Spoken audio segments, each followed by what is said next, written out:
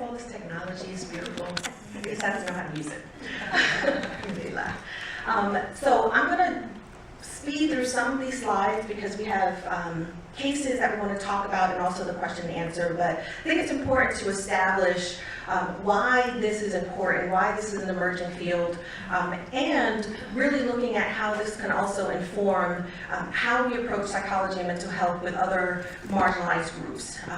Making sure that we pay attention to intersectionality. I know that's a word that many of us have heard over and over again. I personally would like another word, but until that time, this is what we're going to use. But really understanding how it's not additive. It's not, well, I'm Black and Muslim, but understanding the context in which I am always both. And for me, it's also being a woman. And so we can't tease apart and say, well, that's my Black part there, and that's my Muslim part here.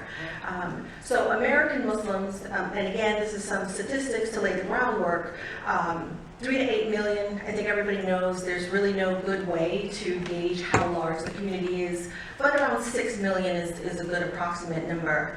There's a growing community of Latinx Muslims, and so those who are engaging in the faith again in a way, and their culture, language is also going to inform how they approach spirituality and religion. 35 to 40% of American Muslims are 18 to 29 years old. I always think this is a very important statistic to point out. The community is very young. And so when we look around at leadership, at programming, about how we're even thinking about the future of the community, we have to bear this in mind. If we are not engaging young people in every aspect of what we're doing, it's to our detriment. In the next 15 or 20 years, this is going to be the cohort of people who are in those positions. And so we have to take into consideration their perspectives. Black Americans represent 14% of the American population, so approximately 46 million people. And that includes, when I talk about Blackness, that is inclusive of those who may identify as descendants of enslaved Africans in the US and the Caribbean, so understanding diaspora, but also those who are descendant of those who may have immigrated from the continent itself. Okay, and so when someone specifically says African American, that's usually intentional. The use of Black is more inclusive. And 25% of African Americans identify as millennials. Again, a very young community. Who are Black Muslims? This little Black Muslim is my son, Izzy. And so a third of enslaved Africans are thought to have been Muslim. And 63% of US-born Muslim converts to Islam identify as African American. So again, a very substantial community within the American Muslim communities, but we often don't see those images reflected in popular media and narratives. So about 25 to 30% of American Muslims are African American or identify as Black. How many people knew that? Do you see images that are comparable to that statistic? No. So let's continue. So understanding the context again. Anti-Black racism, anti-Muslim bigotry, and the concept of the universality of Christianity. So this is taken from the ISPU 2017 poll, but looking at what some call the double burden, so facing both racial and religious discrimination from different forms. So we understand anti-Blackness and also the belief in the inferiority of Black people. That is something that is systemic, that is ingrained in sort of the establishment of the United States of America. It was built on the genocide of Native Americans and the enslavement of African people. So this is embedded literally in the Constitution, that Black people were considered 3/5 of a person. So this is something that is ever present. Like, we can just sort of take that as a fundamental lens through which we view how Black people are treated. Unfortunately, the anti-Blackness that's experienced in American society is also present within the faith community. So many Black Americans will talk about being discriminated against within their religious community, which I think is a tragedy, honestly, because given the diversity of the community, we have an opportunity as American Muslims to demonstrate to the wider society how we are going to manage all of the differences and acknowledge the strength that it gives us because of that diversity. So anti-Muslim bigotry. I'm going to throw out some names and titles, and so you can write them down, but I encourage people to follow up and Google some of this information. Khalid Beydoun, he is the author of American Islamophobia. He is also the author of an article entitled Antebellum Islam. And so understanding that, he says here, Black and Muslim identities were imagined and constructed by law in terms that undermine seeing them as coexistent. Okay, so this is, again, something that was codified, embedded in how Black people were seen and divorcing them from Islam immediately. So simultaneous recognition of Black and Muslim identity was precluded by legal baselines constructed during the antebellum era. So this is in the 1800s. So there were some articles written a couple years back about how Islamophobia is the new Black. It will never be the new Black. Okay? We're still Black, and we're still facing religious discrimination, racial discrimination. So it's very disingenuous to say, oh, well, that racism problem has resolved, and now American Muslims are facing discrimination in a very unique way. In my opinion, Islamophobia is just a mutated form of racism, right? It's predicated on the same principles. So the universality of Christianity and Christian privilege excludes non-Christian individuals. And this happens a lot in the research on the African-American community specifically, that there's an assumption that the Black church is fundamental to the religious experience of Black people. Now, this may be the case. This is not totally false. You know, I'm a child of converts, so my grandmother's Christian. It's something that's present in my family, but there's an assumption that there's no other spiritual orientation, which is just not the case. So when we investigate faith, identity, and mental health in the African American community, if we just mention the Black church, we're leaving off a huge population, even of Black Jews, of Hebrews, or those who identify as spiritual and not a specific religious orientation. So Black Muslim intersectionality. I really like this picture. I think it says, again, like people say 1,000 words. But how Black Muslims often face the brunt of, again, both racial and religious discrimination, and Black Muslim women who are visibly Muslim in particular, okay? And so if you think of an example of someone going through the airport, right? Sometimes they'll pat me down because, okay, I'm visibly Muslim, but then they also have to check my hair, right? And so how we're singled out for, again, those multiple marginalized identities. When I go through the airport, I can't simply say, well, this is the reason why I'm being kind of pulled to the side and profiled, right? It's going to be a combination of factors. So visually, and I've tried to think about this as I guess, a visual kind of simple way to understand what Black Muslim invisibility around intersectionality means. So again, on thinking about racial identity, that the assumption is that all Black people are Christian, okay? And this is, again, found in the research. Nancy Boyd Franklin is a prominent Black psychologist, and she said just, years ago, but kind of this belief has maintained itself in the research. So religious orientation and the question of spirituality has been a major factor in the lives of many Black people. Black churches are an important focal point in our communities, right? So even within the Black community, when it comes to religion, we are marginalized and invisible. When it comes to American Muslims, the belief is that all Muslims are Arab and South Asian, okay? So we don't see that representation as far as diversity is concerned.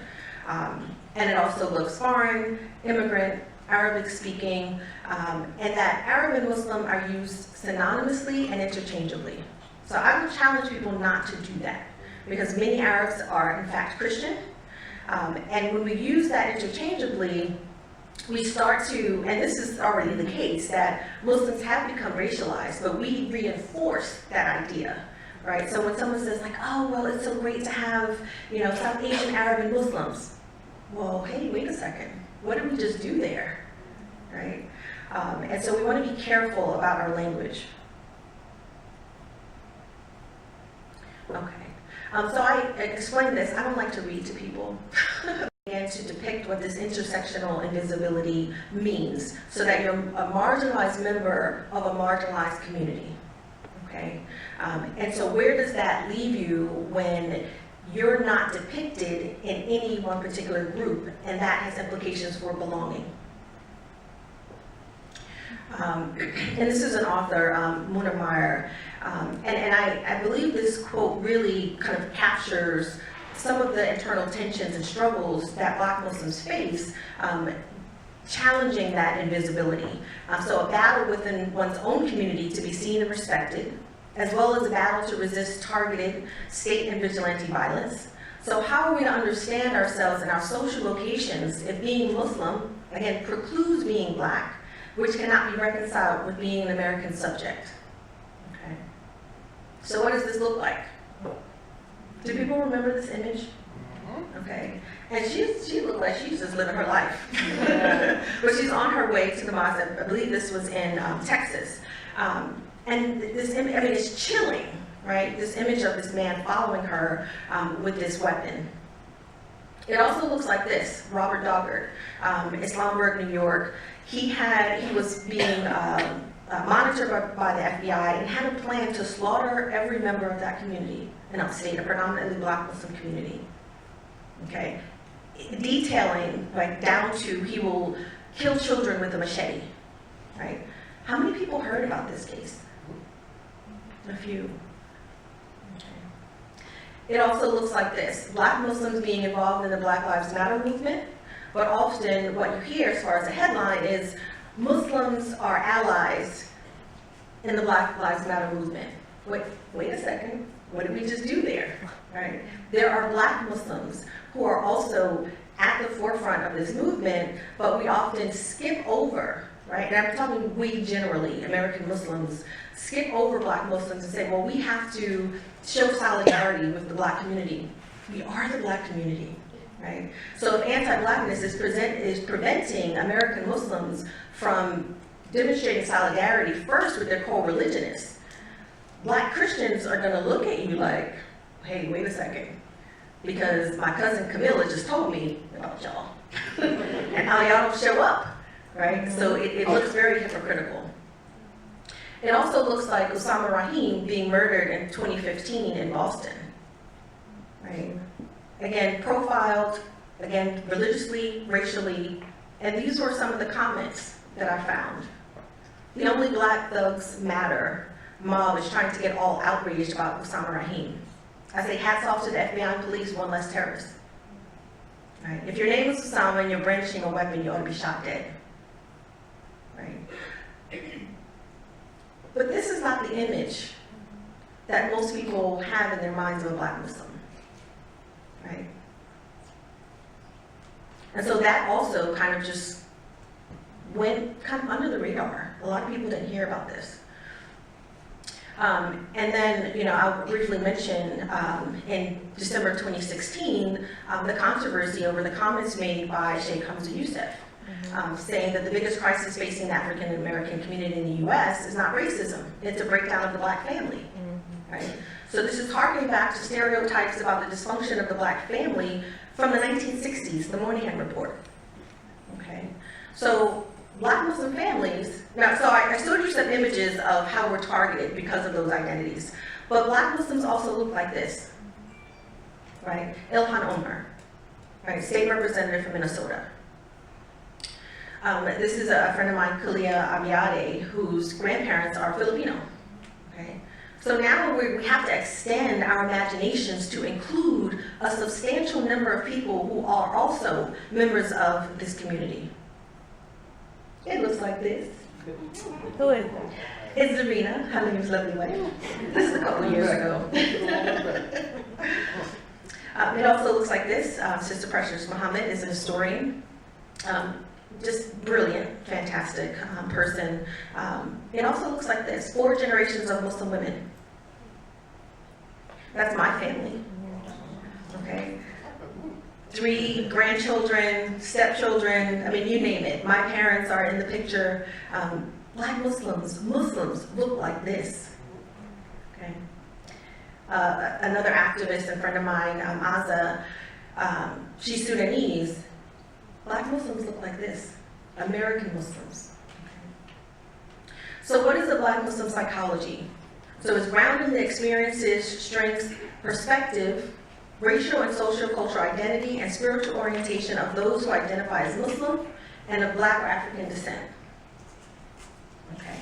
So it has to acknowledge the richness in terms of ethnic, cultural, linguistic diversity of the community, but we want to understand what those protective factors are, what the stressors are, and then how we can promote psychological well-being, kind of given the context. You know, we talked about universality of Christianity, anti-Muslim bigotry, and anti-Blackness.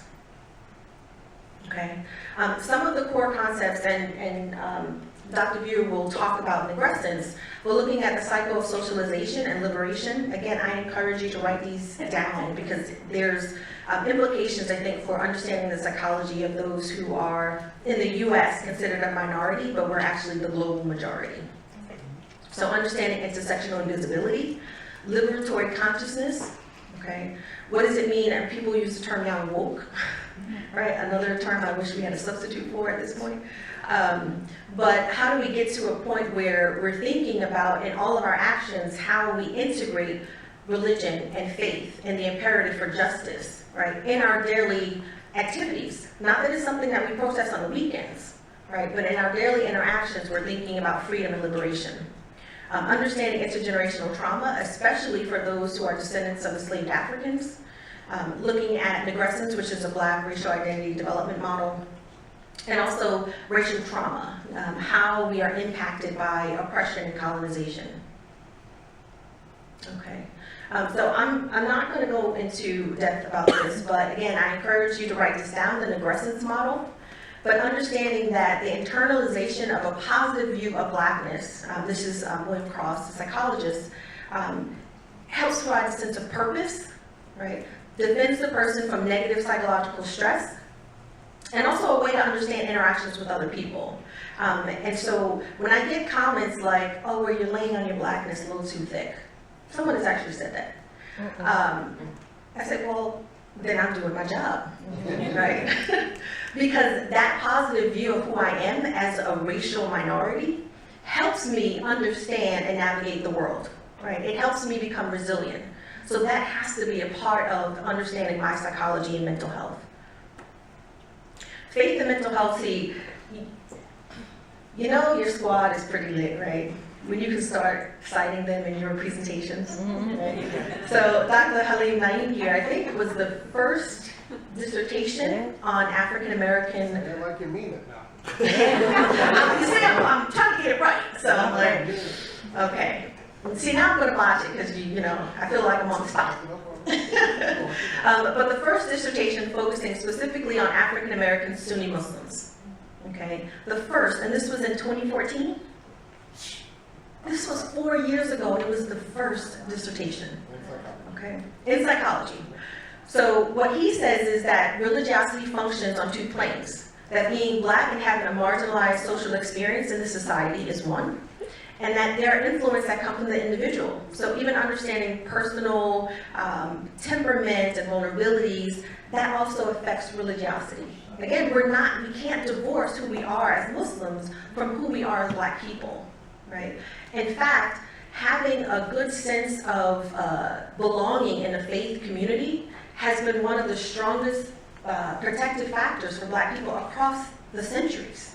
Okay, so we bring this kind of ethos, this kind of value also in Islam.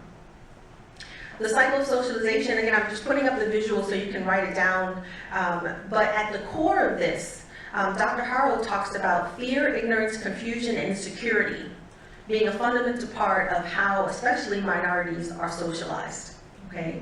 So at the top it says, taught on a personal level by parents, relatives, teachers, people that you love and trust, that in some way you are inferior, okay? This starts very early.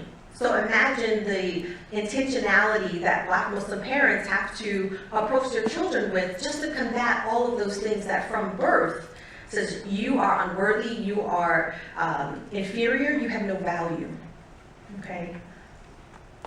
then the cycle of liberation at the core is self-love, self-esteem, joy, support, security, a spirit. Changing within the core of people, she says, about what they believe about themselves, right? So we've all, to some degree, internalized anti-Blackness, anti-Muslim bigotry, right? And the way that we talk to each other, the way that our organizations are structured, we've internalized some of this, right? So in order to begin to combat it, we just have to admit that it's present.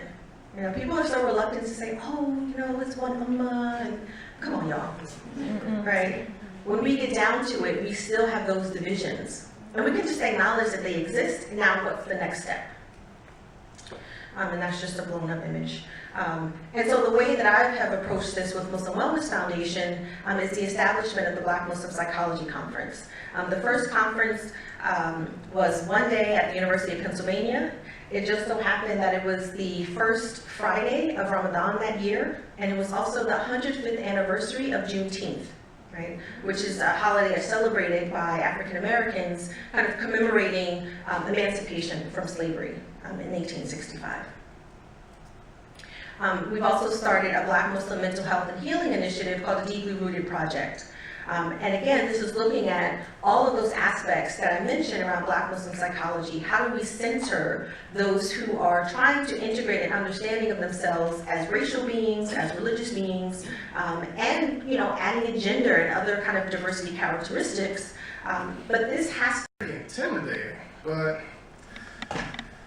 and it is, you know, but we've been in this rodeo a little while before. So I want you to, I don't have PowerPoint because I've always believed that I'm a walking PowerPoint. So I want you to write 3 things down, all right? I want you to write 3 things down. Number one is respect.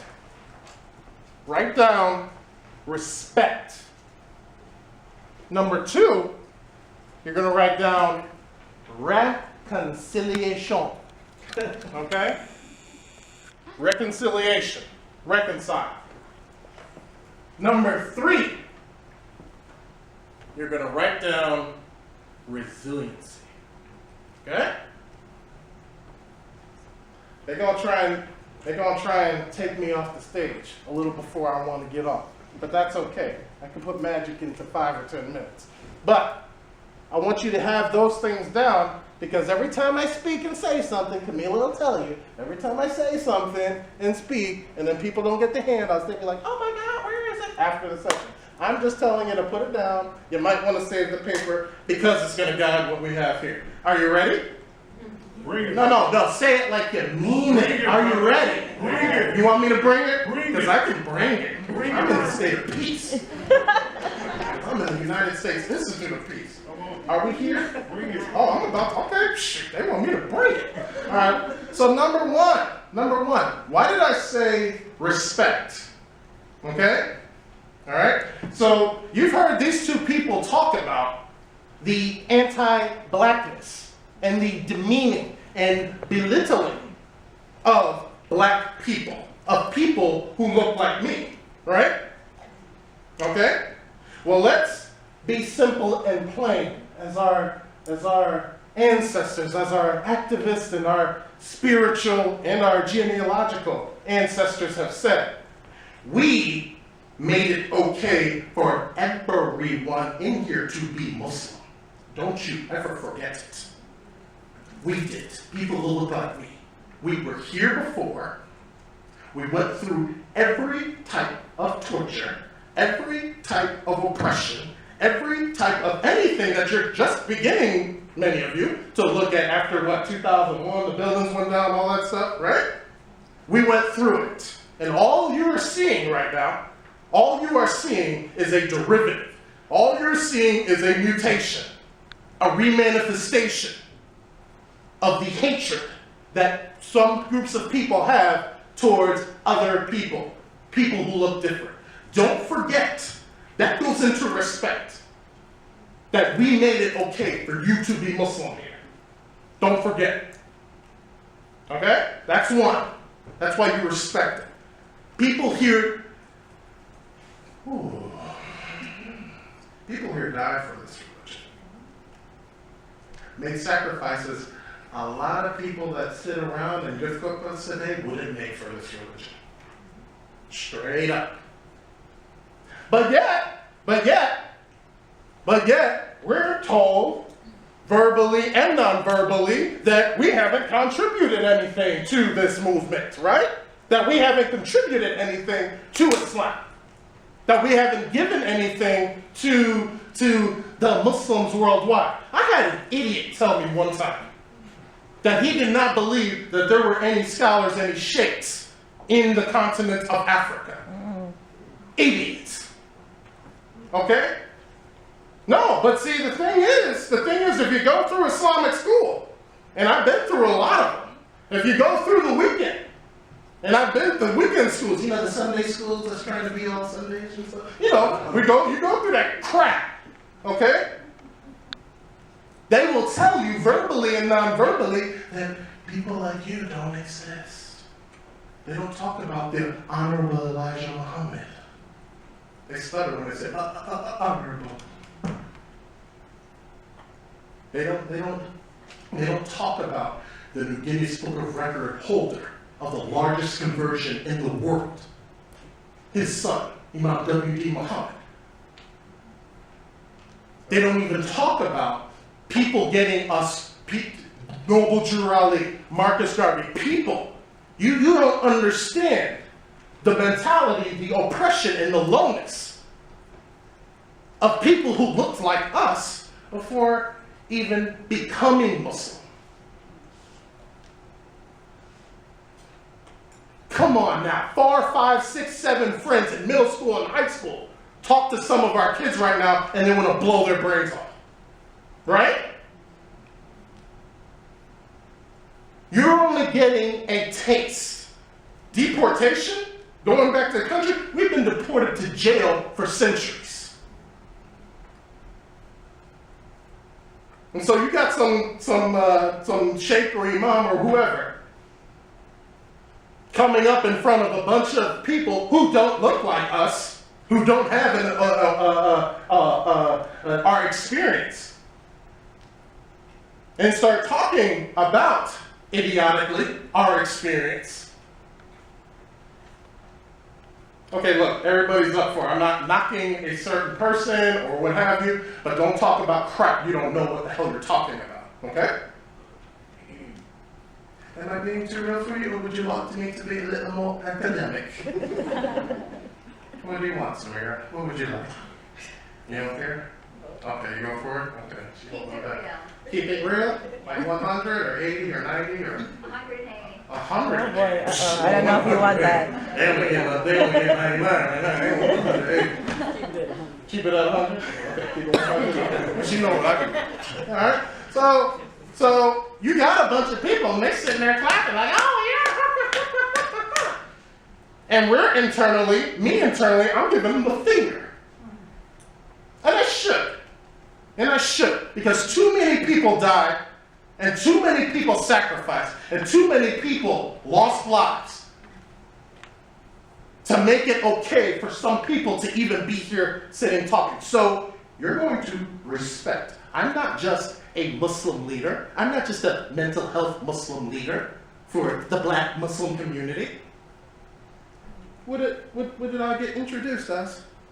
The founder of the conference. This was supposed to be for everyone.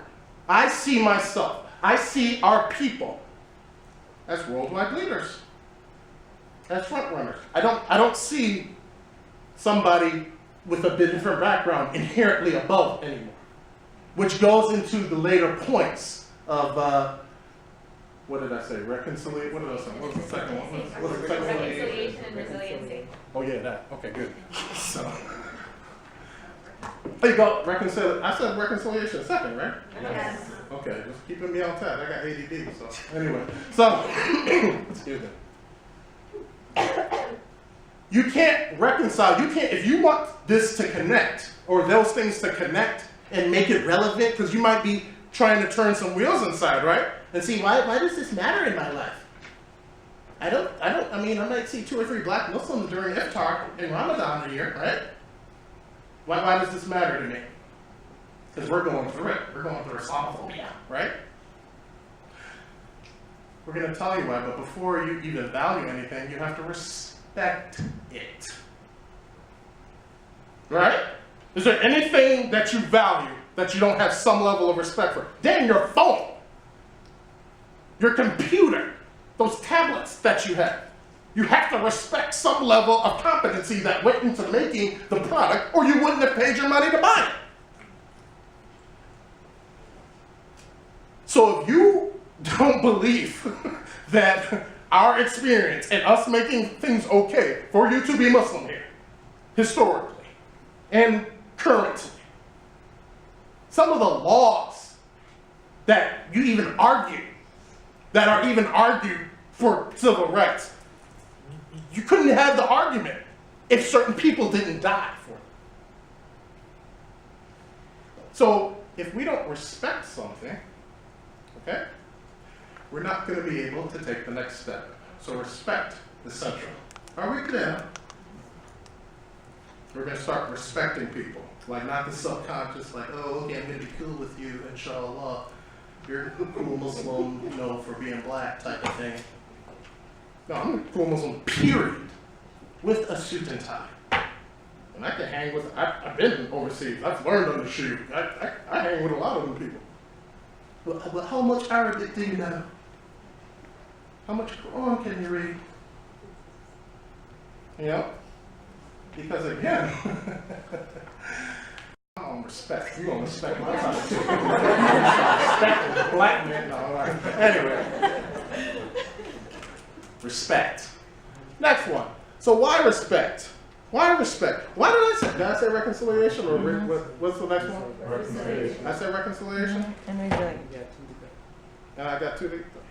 Respect the time. Okay, now hold on. All right, look.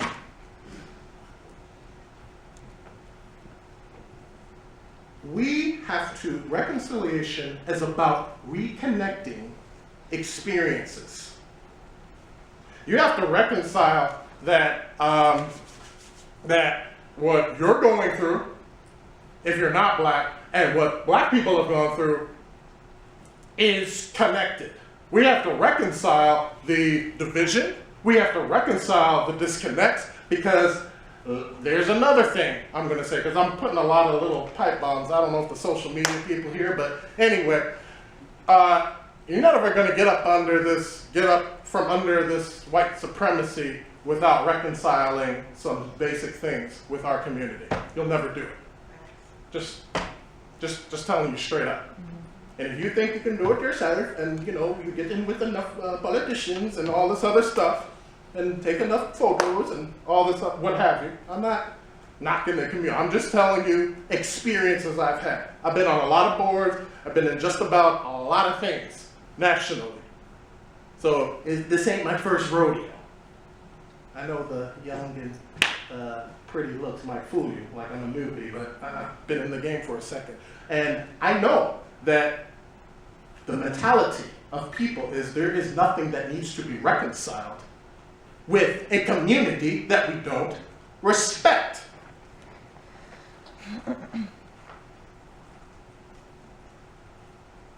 The connection has to be there. What you are going through is what a number of people are going through. And that means that you need to look at models of how people got through it. If you don't respect those models, you will never seek to reconcile what your experience is.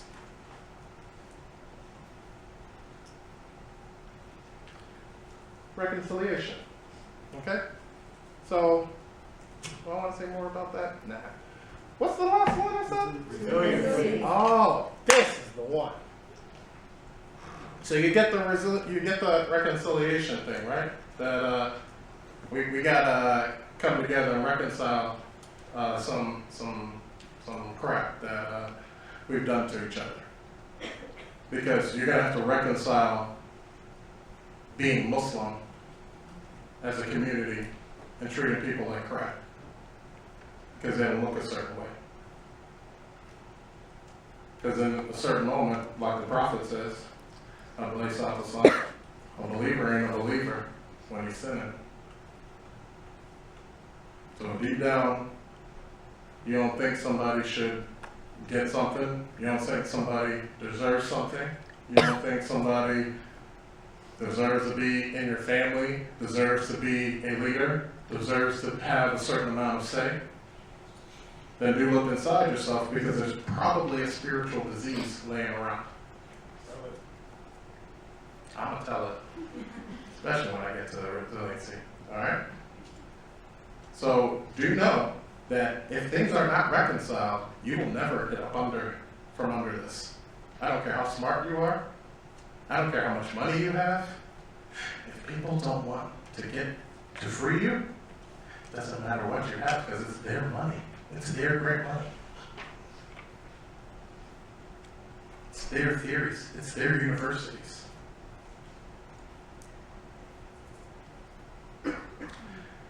Resiliency. Resiliency. So why Black Muslim psychology? Right? Is this the one? This is the one. You know, when you go through some crap, right? You try and find a way to get out of that crap, right? Harriet Tubman said, which I'm surprised you didn't cite, because everybody calls you, she's the modern day Muslim Harriet Tubman. And all that stuff. So anyway, I like making fun of people. No, I'm just saying, I love that. That's what I do. People who are close and endeared to. Look, I would have got a whole bunch, I'd freed over 1,000 slaves or what have you. I'd have got a whole bunch more if they only knew that they were slaves. Deep down, we, even until now, even to this moment, as a community, we know deep down something is wrong with what has happened. And we know, not just that something's wrong, like, oh, you're treating me, Dad, so, why? But I'm still going to use the things and the theories and the modalities and the models and all the oppressive things that have pathologized my people to try and mix it up, put some hot sauce on it and little pepper and everything, and turn it back to you. We know something was wrong, and therefore we have created models of psychology and models of liberation, models of freedom, models of justice to combat it. And what you see, and Monam are talking about, what are we talking about now? Like in terms of Muslim research, South Asian Arab Muslim research. It's just a reaction to not being called a terrorist. Black people don't give a crap what a lot of racist white folks think. We don't. We study our own stuff now. And therefore, when we're making models and we're creating Black Muslim psychology, it is in response, it is in resistance. But low-key, a lot of cultures, come on, real talk, previous generations are colonized cultures. So the psychology is, this white person they're supposed to be up there anyway. How the heck is that supposed to lead me as a Black Muslim person in an oppressed part of the country to freedom? Why the heck would I take that as a leader? Why the heck would I take you as an imam? Doesn't make any sense. George, does it make sense to you? Not at all. Yeah, doesn't make sense to me. No, does it make sense to you? But Bilal, does it make sense to you? Hell no. Hell no. Is this being too real, Mama Cheryl? Yeah, 1 minute. I got 1 minute? I guess it's too real because I got 60 seconds. You want to get to some questions? I don't need no questions. I'll teach you the answers. So look, I got questions. Come here to be questioned. No, anyway, I'm sorry. Why the hell would it make sense? Why should I spiritually, think that you're going to take me to somewhere and take my people somewhere? And guess what? A lot of young people, a lot of people I don't even want to say my age because I'm getting kind of old. A lot of my children's age, kids' age, they're going to high school now. So, you know, a lot of the people, they're getting on board and they see more relevancy in people who look like me than y'all do. They listen to our music, they wear our clothes, they do our dance moves, they do a lot of stuff.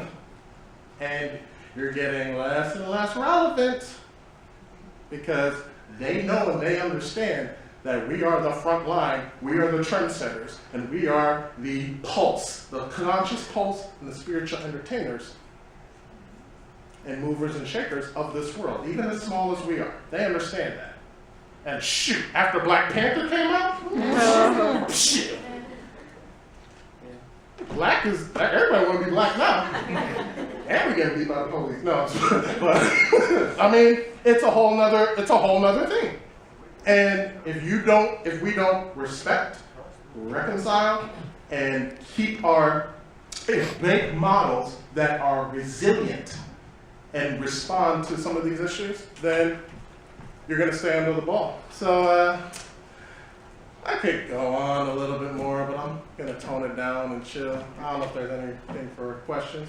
But yeah, with that, those are the three things that I just wanted to portray right now. That's why it's real. That's why you need to read about it. That's why you need to look at the history, because if you don't have a model of what somebody does right, you're not going to get out of your situation. Is that good for you? All right?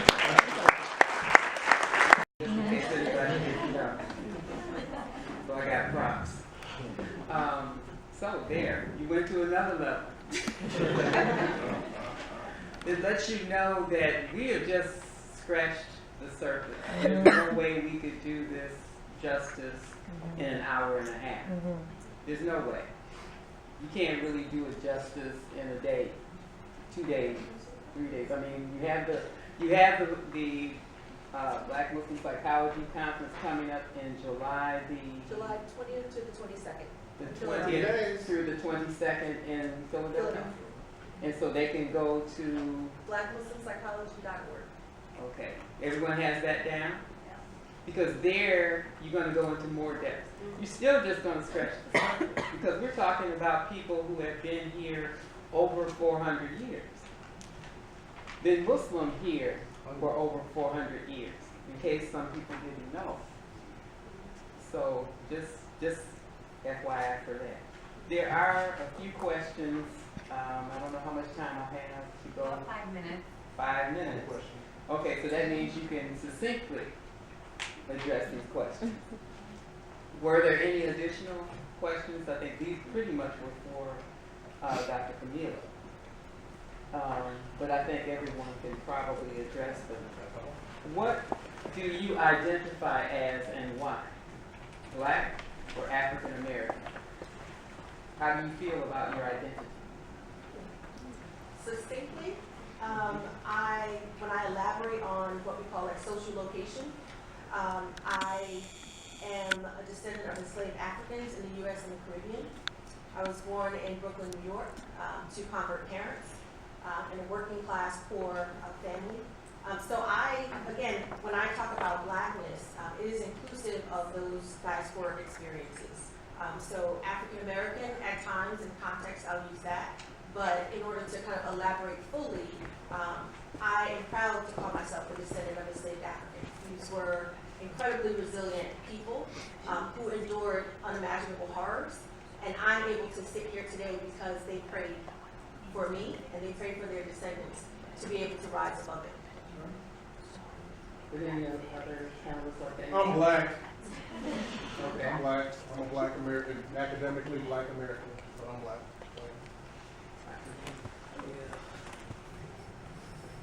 I mean, I'm black, but I think I'm kind of curious on why we need to ask that question. As I mentioned before, I'm of Haitian descent. Very, very, very proud of my background, proud of what my people went through, especially from the fact that, even before that, I did one of those genetic tests, because I remember there was one thing.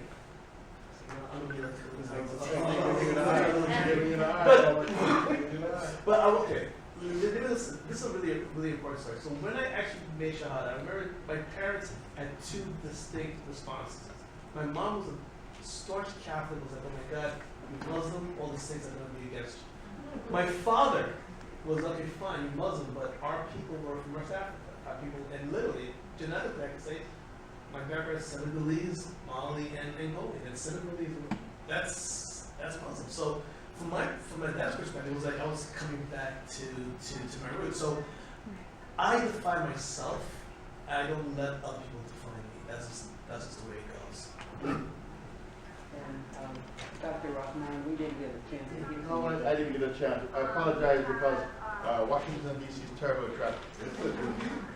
And so I was held up. But basically in my presentation, I'm not sure if the audience is aware that black people, in terms of what Dr. Spencer Wells have done with Genome Project, have been in this part of the world for 130,000 years. And when the other colleagues talk about Islam, you're talking about when Columbus came here, there were Muslims in the Caribbean. And what has happened is that if you go back into the literature, there's this kind of invisible, what I call characteristics that somehow separate the role of Ethiopia in the formation of the early Islam. And so what that invisibility has done has also been pervasive in literature. And so black people are never given a true place in Islam. And so Bilal becomes the kind of prototypic black, somehow as a favor done to him by Islam. But if you look at the world today, I just want to ask the audience, where in the world you think that the best practices of Islam going back to time of Medina exist? In Asia, the Arab world, where? Where? No, I just say loud. Yes? Africa. Where? West Africa? And why? Why would you say I that? didn't say West Africa, I just said Africa. Okay, because what happens is that the Amal, what is called the Amal al-Medina, is only in the West African tradition for Medina for what 1,000 odd years. And so when you talk about identity issues, Ethiopia played a very central role in the very beginning of Islam. And so identity goes back to the very foundation of Islam itself. I'm sorry. I'm sorry. No, we appreciate it. Just that, as I said, we just scratched the Yeah, surface. we can talk outside about the whole thing, but I just wanted to say that. Inshallah, during the lunch period, when there are breaks, there's time to network and interact and ask some of those questions that we didn't have time for. I apologize if we didn't get to your And question. we have a whole black psychology conference. Yeah. Just Yes. come to the conference to Yes. continue the conversation. Yes. What are the dates?